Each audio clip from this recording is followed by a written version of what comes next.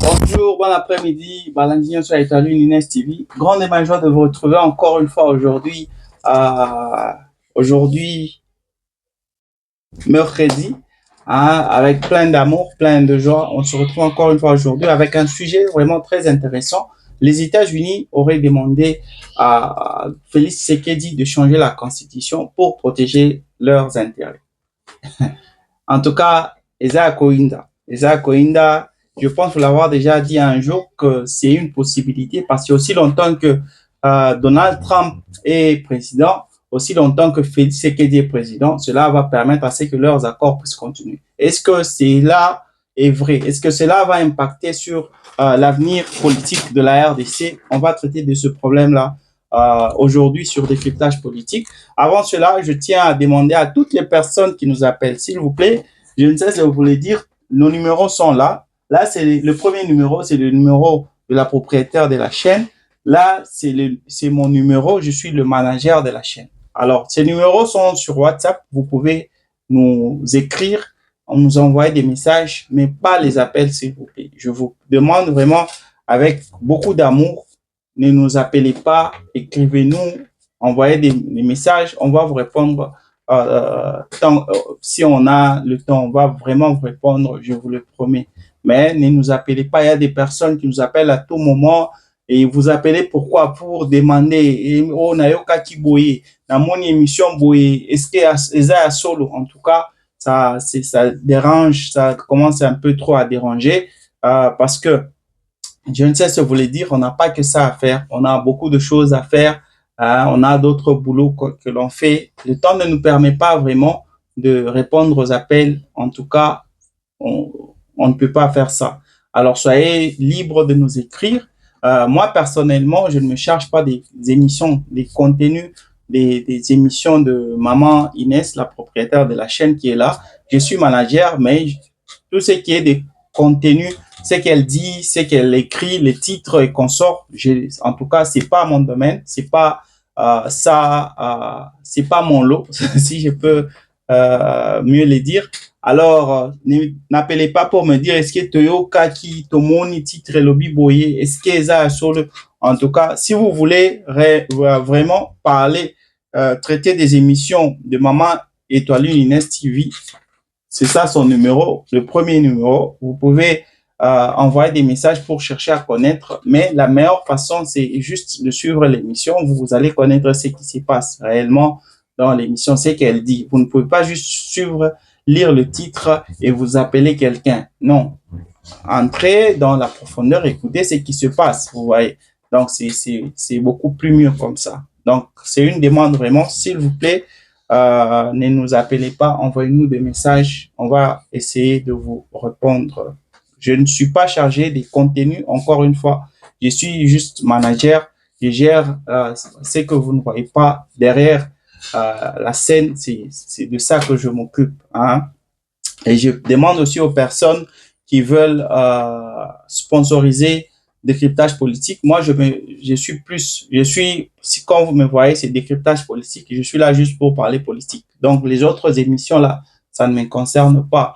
Donc, comprenez, hein, comprenez.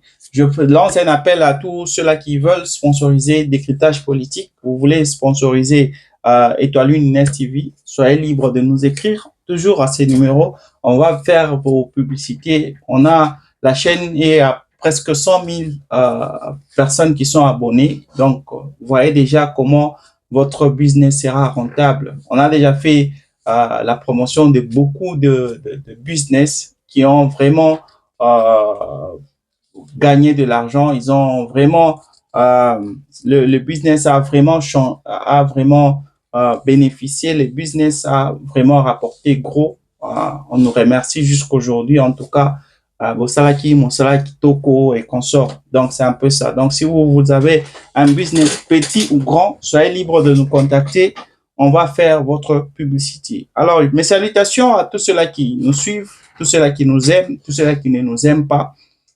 Je salue Maman Étoile Nest TV, la propriétaire de la chaîne, la très belle dame que vous voyez là. Mes salutations à elle, mes salutations à Maman Ursule Botello, la propriétaire de Étoile de Ursule Botello TV.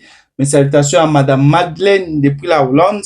Mes salutations à Monsieur Kadosh Kadosh depuis le Togo. Mes salutations à la cantine internationale depuis la France, cantine Hélène en tout cas. Mes salutations à vous. Je ne vais pas terminer cette dédicace sans parler, sans saluer Maman Eugénie Zemanga. En tout cas, mes salutations à vous, chère mère. De partout où vous nous suivez, je sais que vous êtes une fidèle de Étoile Inès TV. Alors, sans plus tarder, je commence politique. Hein, on est là pour parler politique. Les États-Unis auraient demandé Donald Trump. Quand on voit les États-Unis, on voit Donald Trump. Donald Trump a dit à Félix Tshisekedi de changer la constitution afin de protéger les intérêts américains en RDC. Alors, je vais un peu, on retourne un peu, on fait rétropédalage. Rétropédalage. En 2023, vous allez vous rappeler, pendant la campagne pour le deuxième mandat de Félix Tshisekedi, il était celui qui criait haut et fort comment Moïse Katumbi était le candidat des étrangers. Comment Moïse Katumbi, lui, chaque fois il le voyait, selon lui, Moïse Katumbi, il était quelqu'un parce que comme, je peux même vous le rappeler maintenant, Moïse Katumbi, présentement, il n'est pas en RDC, il n'est même pas en Afrique, il est à l'étranger. Des fois, il est en Belgique, des fois, il est en Angleterre. Donc, c'est comme qui dirait la différence entre lui et Kagame, c'est que lui, il cherche le soutien étranger, mais Kagame, lui, il attaque le Congo avec il attaque le Congo directement, mais il a aussi le soutien étranger. Mais lui, il n'attaque pas, mais il a aussi le soutien étranger. Ouais. Mais il soutient les personnes qui attaquent. Alors, Moïse Katumbi, c'est quelqu'un qui est chaque fois qui cherche à rencontrer les autres présidents d'autres pays. Là, nous sommes en Europe.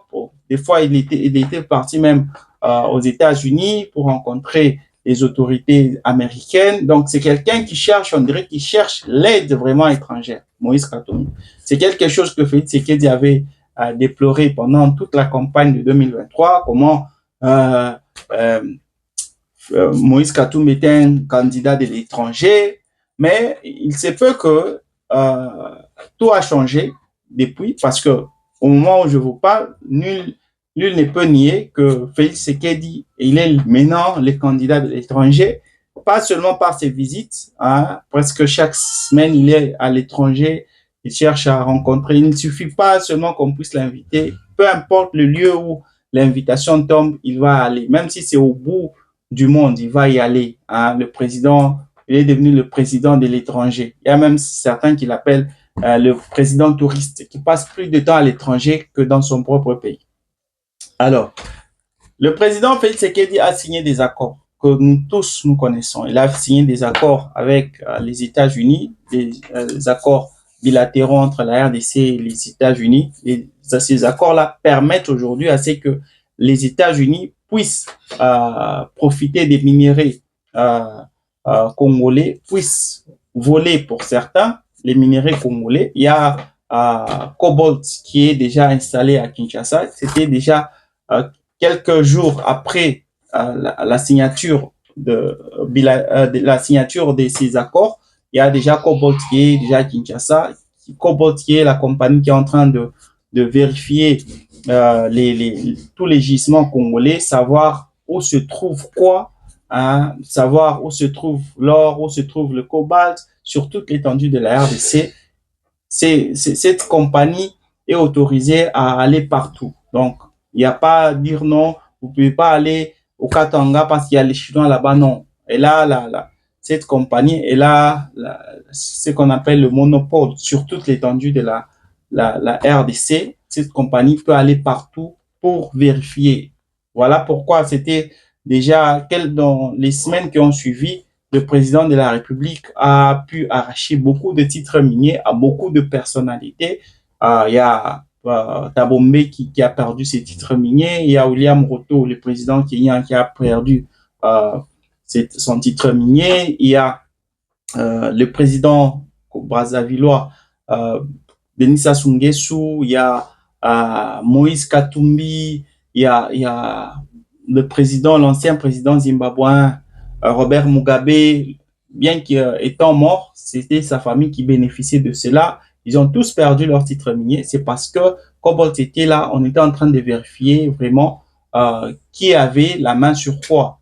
Parce que quand vous invitez un pays comme les États-Unis à venir avoir le monopole sur votre sous-sol, donc ils se doivent vraiment de mettre, d'être sûr que c'est eux qui ont la main sur vos minéraux. C'est ce qui a fait que on devait se débarrasser d'autres personnes, vérifier les titres miniers, et beaucoup de personnes avaient perdu leur titre minier. Voilà pourquoi c'est ce qui avait même escaladé les tensions entre William Ruto et le régime de Kinshasa. C'était quelques jours après que les titres miniers de William Ruto avaient été récupérés ou arrachés.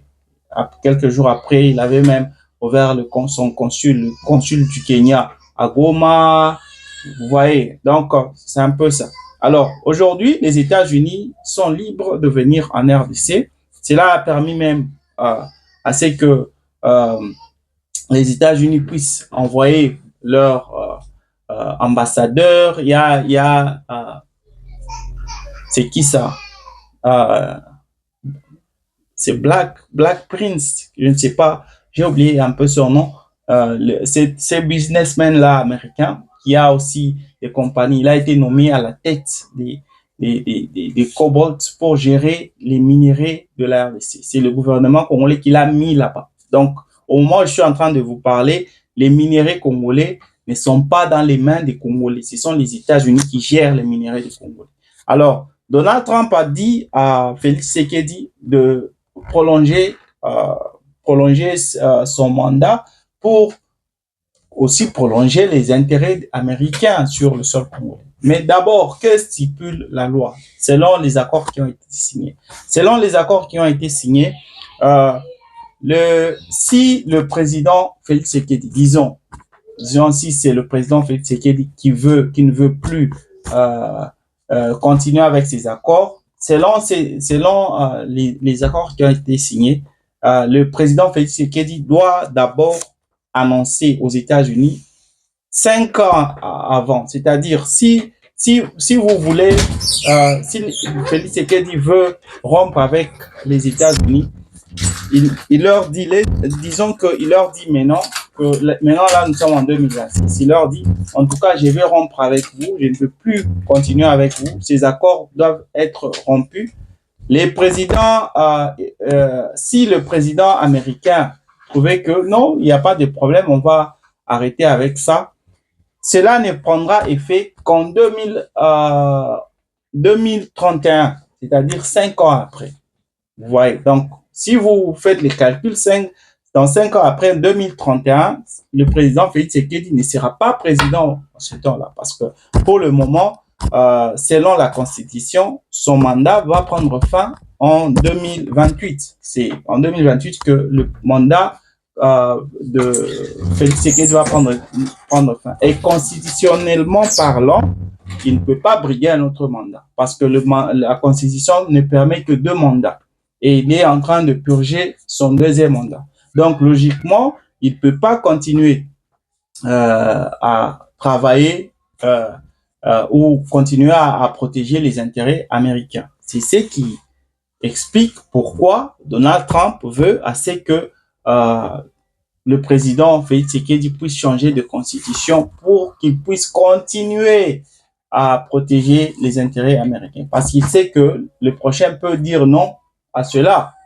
Et s'il dit non à cela, je peux dire dans la plupart des cas, dans ces accords qui ont été signés, accords qui n'étaient même pas approuvés au Parlement américain, au Congrès américain, parce qu'ils n'avaient même pas discuté avec le Congrès américain, il leur avait juste informé. La même chose avec le président Félix Tshisekedi n'avait pas parlé de ça au Parlement, il les a juste informés de ce qui s'est passé. Donc, c'était un accord, je peux dire, entre Félix Tshisekedi et Donald Trump. C'est ce qui s'est passé. Alors, le président américain peut avoir tout intérêt de dire Félix Tshisekedi prolonge, change de la constitution, on continue. Hein, on continue à fêter ensemble. Tu vois, je te protège là-bas, tu es encore président, c'est grâce à moi. Tu vois, il y a une armée qui est là en train de te guetter, qui te met sous pression, les M23 qui sont là. Moi, je les contrôle, tu vois, je les contrôle. Aussi longtemps que je suis là et aussi longtemps que tu protèges les intérêts américains, ces gens-là ne peuvent pas aller jusqu'à Kinshasa. Ces gens-là ne peuvent pas faire un coup d'État, tu vois. Alors, si tu ne veux pas mourir ou si tu ne veux pas perdre ton pouvoir le plus tôt possible, change seulement la Constitution. Comme ça, tu vas briguer un autre mandat. Tu vois, ça sera du gagnant-gagnant. Tu prolonges, comme on t'appelle déjà béton, tu vas continuer à être président. Et moi, de ma part, je vais continuer à voler les minéraux congolais. Qu'est-ce que tu en dis? Le président Félix Tshisekedi, jusque-là, selon les M23, ils disent qu'ils sont la raison pour laquelle Félix Tshisekedi n'a pas encore changé de constitution. Mais je peux dire que Félix Tshisekedi peut changer de constitution si cette information est confirmée. Si réellement les États-Unis ont dit à Félix Tshisekedi de changer la constitution, ce ne sont pas les M23 qui vont l'empêcher. Parce que les États-Unis contrôlent même les M23. Vous avez vu vous-même quand Ouvir a été tombé, le président américain il a dit non, vous quittez Ouvir. Parce qu'il voulait montrer qu'il avait une autorité quand même. Et il s'était retiré. Alors, si le président américain veut que Tshisekedi puisse changer de constitution, ce ne sont pas les M23 qui vont l'en empêcher. Parce que c'est lui qui les contrôle. Ou sinon, il serait déjà très loin. Il aurait déjà pris Kinshasa depuis longtemps. Vous allez vous rappeler l'année 2000 passée, en avril, quand le général Chiwewe voulait faire un coup d'État, lui qui travaillait avec un proche de Joseph Kabila, le coup d'État avait échoué parce que il y avait les États-Unis qui avaient démantelé ce réseau-là. Ils ont pu capter la messagerie, le message codé entre le général Chiwewe, et c'est ainsi qu'ils ont découvert que non, on voulait tuer le président Félix Tshisekedi. C'est ainsi qu'ils l'ont sauvé. On a pu arrêter le général Chiwewe et vous connaissez vous-même la suite. Alors, c'est un peu cette réalité-là qui fait qu'aujourd'hui, Félix Tshisekedi peut changer la constitution. Mais de l'autre part, nous devons regarder les intérêts des États-Unis. Aujourd'hui, en 2023, Félix Tshisekedi disait Moïse Katumbi est le président de l'étranger et le candidat de l'étranger. Aujourd'hui, il s'est mis à genoux devant l'étranger. Il a même compromis l'avenir politique de tout un pays. Il est prêt à changer la constitution. Il a vendu vraiment l'intérêt de la souveraineté nationale de la RDC. Parce qu'aujourd'hui, au moment où je suis en train de vous parler, notre pays ne nous appartient pas. Je ne parle pas seulement de l'Est de la RDC qui est occupé jusqu'à aujourd'hui, près d'un an que l'Est de la RDC est occupé par les rebelles. Nous avons aussi les minéraux qui ne nous appartiennent pas. Parce qu'il y a les États-Unis qui sont là. Alors, cela doit nous pousser un peu à réfléchir. La façon de faire des choses de Donald Trump, c'est une façon qui est dictatoriale. Je peux vous donner l'exemple de ce qui s'est passé au Venezuela avec Nicolas Maduro. Hein, c'est Maduro. Nicolas Maduro, le président vénézuélien. Le Venezuela est le pays le plus riche en pétrole.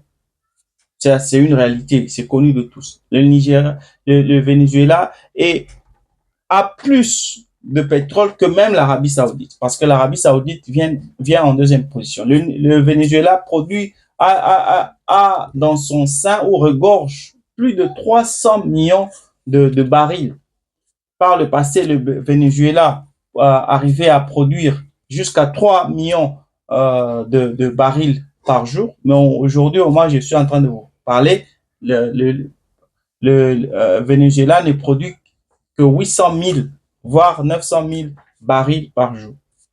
Bien sûr, il y a cette mauvaise gestion de son président Nicolas Maduro, un dictateur, et puis il a plongé le pays dans la pauvreté, bien que, vous voyez, c'est un pays qui est assis sur de l'or noir. Le pétrole, on l'appelle l'or noir aujourd'hui, mais le pays est pauvre. Cela doit nous interpeller. Un peu comme la RDC, on est assis sur de l'or, mais le pays est plongé dans une pauvreté extrême, parce qu'aujourd'hui, la RDC est comptée parmi les pays les plus pauvres, un peu comme le Venezuela. Qu'a fait Donald Trump? Donald Trump a dit, parce que le pétrole que le Venezuela regorge, c'est le pétrole qui est vraiment lourd.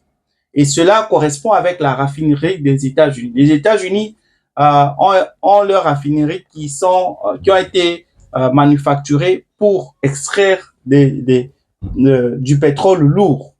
Et ce pétrole-là, c'est le pétrole vénézuélien du Venezuela. Alors, il y a cette accalmie-là, vous comprenez. Alors, les États-Unis, avec Donald Trump, ce dernier a décidé de récupérer le pétrole qui ne lui appartient même pas. Il a dit, on va aller prendre ça. On avait déjà des réserves là-bas et on doit aller prendre ça. Parce qu'il y a une compagnie américaine, Chevron, qui fonctionne au Venezuela. Alors, cette compagnie ne verse rien dans le gouvernement du Venezuela. Cette compagnie envoie tout aux États-Unis. Alors, le président Donald Trump a décidé d'aller tout prendre. Alors, pour le moment, il a dit que je vais gérer cela. Alors, il a brisé ou il n'a pas respecté la loi internationale qui protège la souveraineté des pays. Même si ce président est dictateur, cela ne vous donne pas l'immunité d'aller les kidnapper, d'aller le prendre et faire de lui un esclave. Si c'était juste parce qu'il est dictateur, ou bien parce qu'il faisait le narcotrafic, si tel était le cas, pourquoi Donald Trump ne fait pas la même chose avec Poutine? Parce que Poutine aussi, c'est un dictateur. Pourquoi il ne fait pas la même chose avec des gens qui ont qui ont déjà commis des crimes internationaux, qui ont déjà écopé comment on appelle ça, qui ont déjà reçu de peines pour arrestation par la CPI, qui ont déjà reçu l'arrêt international, comme Netanyahou, le ministre israélite. Il n'est pas protégé par la CPI. La CPI a déjà envoyé un mandat d'arrêt pour crime contre l'humanité, mais il est protégé par les États-Unis. Mais vous voyez ce qu'il a fait au Venezuela.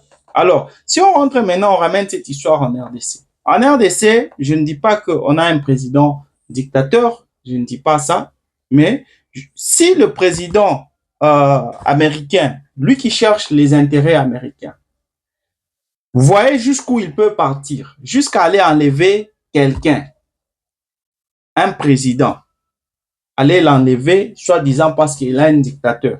Il pratique le trafic à partir de la mer et ces trafics de cocaïne, ça détruisent les États-Unis. Pourquoi ne peut-il pas faire la même chose avec Kagame? Parce que Kagame, il est en train de faire la même chose, mais le contraire est que Kagame est en train de le faire sur notre sol. Kagame est en train de tuer nos frères et sœurs sur notre sol. Si le président américain, pour protéger les intérêts américains, peut briser la loi internationale qui protège la souveraineté d'un État pour aller kidnapper un tel pays, pourquoi Donald Trump, s'il réellement il pensait aux souffrances des Congolais, s'il voulait réellement nous aider, comme il a dit là, comme il cesse de le dire, s'il voulait réellement nous aider, vous ne trouvez pas qu'il devait aussi s'impliquer directement au Rwanda pour chercher à mettre fin à cette dictature, mettre fin à ce que Kagame est en train de faire? Parce que si il peut aller arrêter un président dans son propre pays, que dire de Kagame qui est là en train de tuer nos populations, jusqu'à 9 millions des Congolais qui ont été tués aux mains de cet homme, ce Kagame-là. Mais il est toujours là au pouvoir, il est toujours protégé. Par qui? Par les mêmes Américains qui les protègent. Mais lui, il vient dans notre pays juste pour piller nos minéraux et il veut que Félix Tshisekedi puisse prolonger pour continuer à protéger les intérêts des Américains. Que dire du quotidien des Congolais? Que dire même de la raison pour laquelle Félix Tshisekedi a donné nos minéraux aux États-Unis? Parce que la seule raison pour laquelle il a offert nos minéraux, c'était apporter la paix, qu'il puisse apporter la paix. Mais jusqu'à aujourd'hui, nous n'avons pas la paix en RDC. Mais il veut que Félix Tshisekedi puisse changer la constitution pour continuer à protéger l'intérêt des Américains.